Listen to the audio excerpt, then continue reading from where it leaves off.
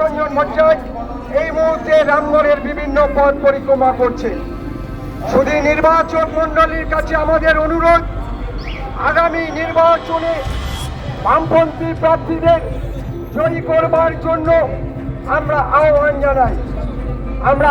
জানাই। এই মুহূর্তে দাঁড়িয়ে এই ধরনের লড়াই সংগ্রাম চালাচ্ছেন, তাতে আমার মনে হয় এই বছর উনি আমাদের এই যাদবপুরে সিটটা ফিরিয়ে আনতে পারবেন। এই ব্যবস্থা তো চলতে পারে না। আমরাও এসএসসি দিয়ে চাকরি পেয়েছি, বাবালেই পেয়েছি। যে শিক্ষা, যে স্বাস্থ্য বাম আমলে ছিল তা পুরো ধূলিসাৎ হয়ে গেছে।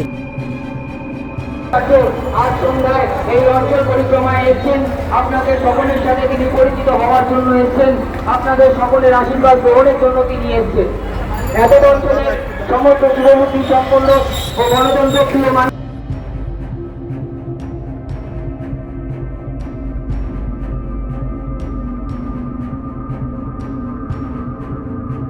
আপনার কি মনে হচ্ছে, মানে রেজাল্ট কি হতে পারে? বিকাশ দা তো একজন প্রবীণ মানুষ, অসম্ভব অভিজ্ঞতা, আপনার কি মনে হচ্ছে?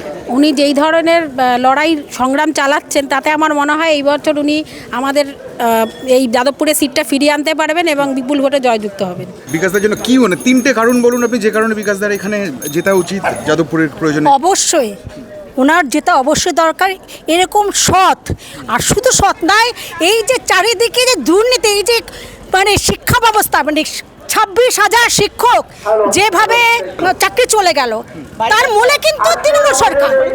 ওরাই কে নিয়েছে টাকা? পার্থ চ্যাটার্জি টাকা নিয়েছে। কিন্তু কি হলো না, কাদের গেল? যারা অনেকেই আছে যারা সত্যি ভালো, তারা কিন্তু চাকরি হারিয়েছে। কিন্তু এই ব্যবস্থা তো চলতে পারে না। আমরাও এসএসসি দিয়ে চাকরি পেয়েছি, তখন বাবালেই পেয়েছি এবং সুন্দরভাবে পেয়েছি। প্রতি বছর মানে চাকরিটা হতো, যারা একাডেমিক লাইনে যেত, মানে এই জন্যই যে হ্যাঁ একটা চাকরি পাবোই, সে নিম্ন মধ্যবিত্ত ঘর, সেখান থেকে সেই স্বপ্নটা চলে গেছে। বিকাশ বাবু সেই যারা বঞ্চিতরা মামলা করেছে, সেই মামলায় উনি এত স্ক্যাম বেরিয়েছে, এগুলো বের করেছে। এই জন্য ওনার শুধু জেতা না, আমি তো মনে করি পশ্চিমবঙ্গে উনার মুখ্যমন্ত্রী হওয়াই উচিত এবং ওনাকে মুখ্যমন্ত্রী হিসেবে আমি অন্তত দেখতে চাই। ম্যাডাম, আপনার কি মনে হচ্ছে, মানে যাদবপুরের যে সিচুয়েশন, আপনার কি মনে হয় যে বিকাশ বাবুই একমাত্র বিকল্প? আমরা তো আশাবাদী, কারণ আর যে দুটো দল আছে তাদের থেকে তো বিকাশ কোনো তুলনাই করা যায় না ওনার সঙ্গে। তুলনা করাটাই ঘেন্না।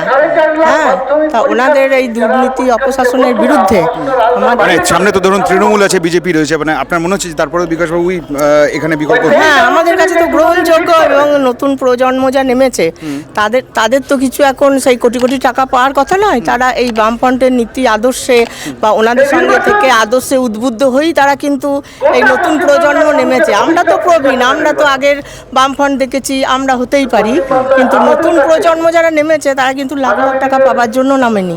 তাদের হারানোরও কিছু ভয় নেই। তারা যাতে এই দুর্নীতি অপশাসনের বিরুদ্ধে, তারা তো বটেই, যারা নেমেছে তারা তো বটেই, তার সঙ্গে আরও যারা যুবক সমাজ, সে তৃণমূলের ঘরের ছেলেও হতে পারে, বিজেপি ঘরের ছেলেও হতে পারে, সবাই যেন সর্বস্তরে যেন সুব্যবস্থা হয়ে তারা শিক্ষা, স্বাস্থ্য সব ক্ষেত্রে যেন তারা সুবিধা পায়, তাই জন্যই তারা নেমেছে। বিকাশবাবু ভোটে দাঁড়িয়েছেন এখান থেকে যাদবপুরে, কয়েকটা দিন পরেই নির্বাচন রয়েছে, আপনার কি মনে হচ্ছে রেজাল্ট কি হওয়া উচিত? রেজাল্ট তো অবশ্যই বিকাশদারই আসা উচিত। শুধু এইখানে কেন, সর্বত্রই, পশ্চিমবঙ্গের সর্বত্রই। মানে বামই বিকল্প বলছেন? বিকল্প এছাড়া কোনো উপায় নেই। কেন, কারণটা কি? কারণ এই যে আমার একটি মেয়ে আর একটি ছেলে, এই যে বেরোচ্ছে, কলেজে যাচ্ছে, রাস্তাঘাটের অবস্থা খুব খারাপ, যতক্ষণে না বাড়ি আসে, এমনকি কলেজেও এমন এমন অবস্থায় পড়তে হচ্ছে তাদেরকে। আমিও কলেজে পড়েছি, তখন বাবা মা ছিল, কিন্তু আমরা নির্দ্বিধায় সব জায়গায় সব কিছু বলতে পারতাম। কিন্তু এখন কোনো ফ্যাকাল্টির কাছে কোনো স্টুডেন্টরা কিচ্ছু বলতে পারে না। ইভেন আমার ছেলে যেখানে চাকরি করছে সেখানেও একটা প্রেশার, সেখানেও লবিবাজি, পার্টিবাজি, রাজনীতি সবসময় ছিল, কিন্তু তবু আমরা মনের কথাটা বলতে পারতাম, শোনার কেউ ছিল। এখন সব জায়গায় একটা এমন বদমাইশি চলছে যে বিকাশদা ছাড়া আর বামপন্থা ছাড়া আর কোনো বিকল্প পথ নেই ভবিষ্যৎ। ম্যাডাম, আপনার কি মনে হচ্ছে বিকাশদার এখানে সম্ভাবনা কতটা দেখছেন? বিকাশদার সম্ভাবনা 100-এ 200% আমরা দেখছি, কারণ বিকাশদার আসার একটাই কারণ, যে শিক্ষা যে স্বাস্থ্য বাম আমলে ছিল তা পুরো ধূলিসাৎ হয়ে গেছে।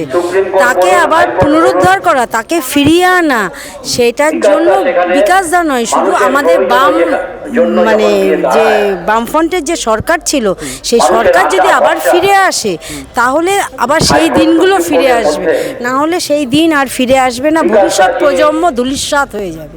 এই জন্যই বাম আসা অবশ্যই দরকার। এবং আগামী দিনেও করবেন।